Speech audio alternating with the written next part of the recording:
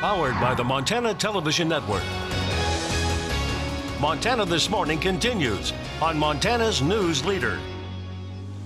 Florence has arrived. I'm Mo Lalengi in Wilmington, North Carolina with the latest on the storm's damage and what it still might have in store for the East Coast. We're getting our first look up close of the destruction from the Horseshoe Fire. I'm Mallory Peebles with MTN News. I'll take you there and tell you what crews are still doing. Good morning to you. Welcome to your Friday. I'm Missy O'Malley. Chet Lehman is off today. Matt will have our forecast in just a moment.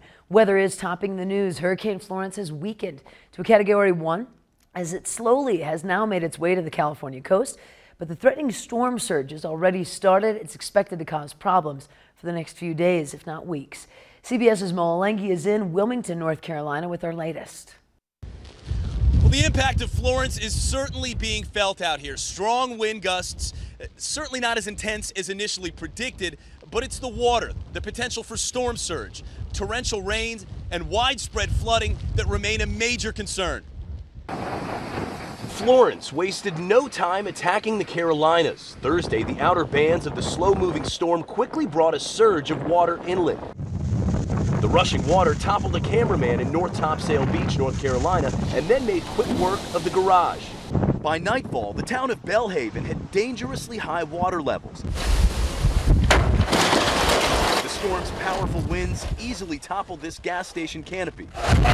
Florence has already knocked out power to thousands throughout the region. Our power just went out instantly. We weren't expecting it. It was way too early. We were trying to charge our things for the storm to come, and it already went out. Officials say millions of people may be left without electricity, and it could be weeks before it's all fully restored. But it's the flooding that's expected to wreak havoc over the next few days. Surviving this storm will be a test of endurance, teamwork, common sense, and patience. More than 1.5 million people were ordered to evacuate, and now many are wondering what will be left when they return. We're concerned. We don't know what we're going to go back to, you know what I mean? In South Carolina, Eddie Garappo decided to ride out the storm on his boat. We're going to stick it out right here. We'll fire it up, we'll stem it, we'll put her in the wind and see the best we can do. Conditions are expected to worsen as the storm continues to work its way inland.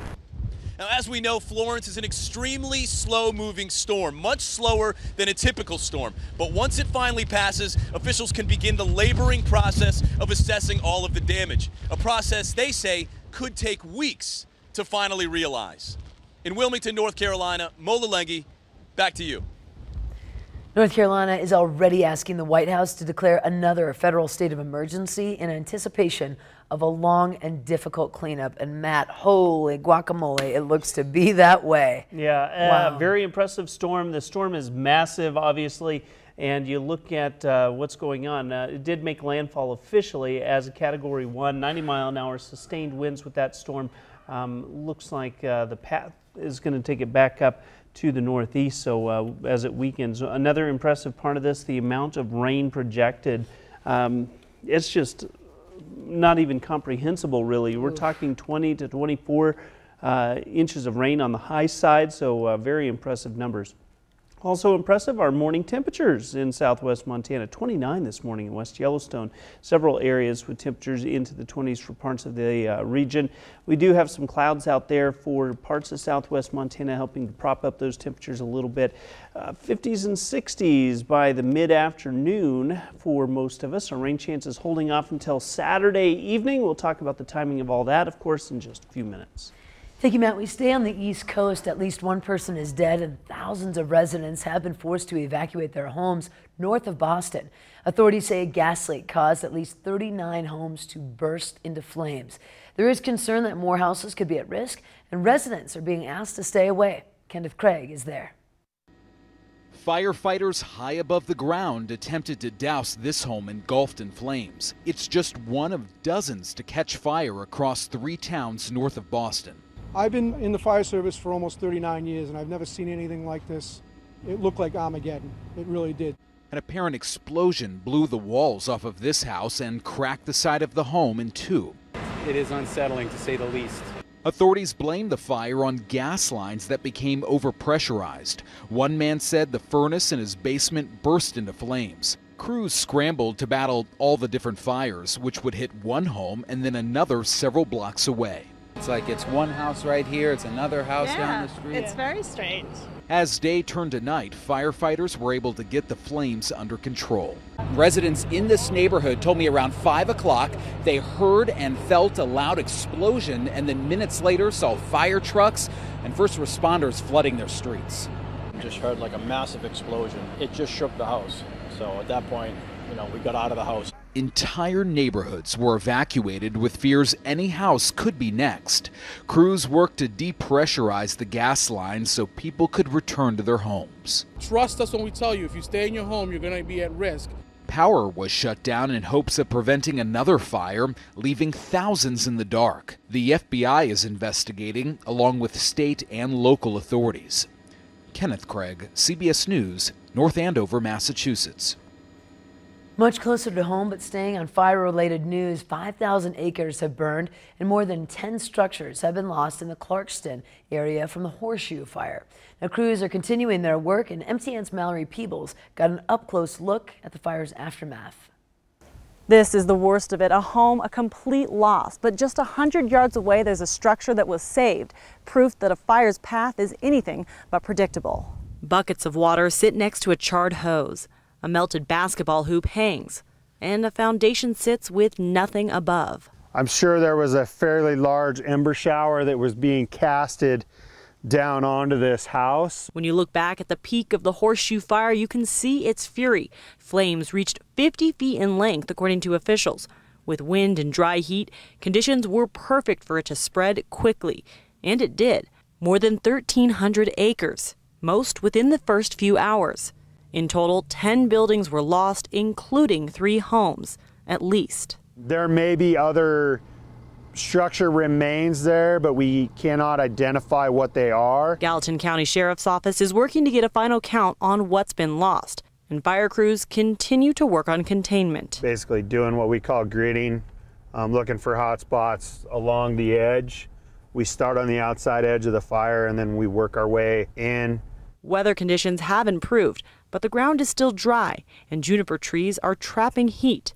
Even without high-stretching flames, the fire is holding on. To be honest, we are still kind of in that fire season. We're in the middle of September, but it's dry. The weather hasn't really decided whether it wants to turn to fall or stay summer. With so much still at risk, crews don't plan to leave anytime soon. People are able to return to their homes or what's left to begin salvage and recovery. Reporting from Clarkston, I'm Mallory Peebles with MTN News. Mallory tells us at least 2 dogs are being reported missing, but at this point there has been no livestock or pet casualties.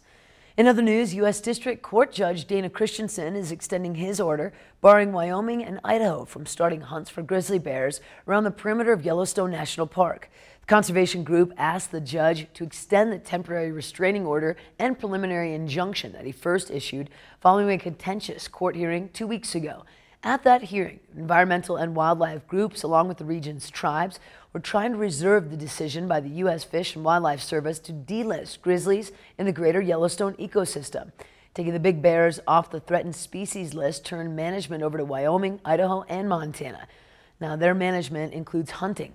Earth Justice complained federal agencies in the state had not responded to that order. As of yesterday, Christensen extended his order for another 14 days, and defendants all filed responses for the judge to review before issuing his ruling.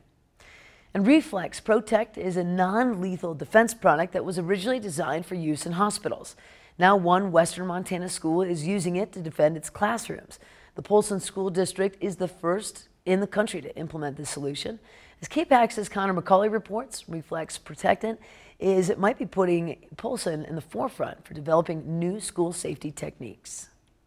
The Polson School District is implementing a new non-lethal tool to help combat violent intruders. We're installing Reflex Protect and training the teachers in how to use this sort of last resort non-lethal defense answer to the arm the teachers debate. Reflex Protect is a special non-lethal defense tool that is especially applicable in a school setting because of its new pistol-style spray head and the properties of its chemical projectile. We used iocane, which is a CS gel. It's not pepper spray. It's a different substance that's It's odorless, colorless. We can get it in a very fine, sticky spray, so it lands in one spot, it does its job, and then it disappears. So it's a whole new product that's very similar to other products. It's just its time has come. Reflex Protect was initially developed to be used in hospitals, but the national school safety epidemic caused the company to pivot. We began using it for hospitals, and once we realized it was safe enough for a hospital, that was about the time Parkland happened. And that's when the call came for us to make one for schools. Polson is the first school in Montana, and in fact in the country, to implement this new solution. Being the first school might put Polson on the forefront of developing new school safety techniques, something that Anderson says could have only happened in Montana. This couldn't have happened anywhere but Montana. I'm delighted to been able to work with a whole bunch of great Montanans to get us here, and we look forward to sharing it with everybody else in the state. In Polson, Connor McCauley, MTN News. Now, other schools in Montana have begun to approach the Reflex Protect about using the product and Reflex Protect as it's sold to project the Sun River Valley School District. We're so glad to have you with us here on this Friday morning. It's time for a quick break. In a moment, our chief political reporter, Mike Dedison, takes a look at one of the most expensive political campaigns in Montana right now, Initiative 185, raising tobacco taxes and expanding Montana's Medicaid coverage for low-income adults. But first, we check in with the desk in New York City to see your developing headlines coming up next at 7. Good morning ahead on CBS this morning. We have a team of correspondents spread out along the Carolina coast with Hurricane Florence's impact as it makes landfall. And we're on the way to New Bern, North Carolina, where rising water has flooded much of the city and more than 200 people have rescued and at least 100 are still stranded.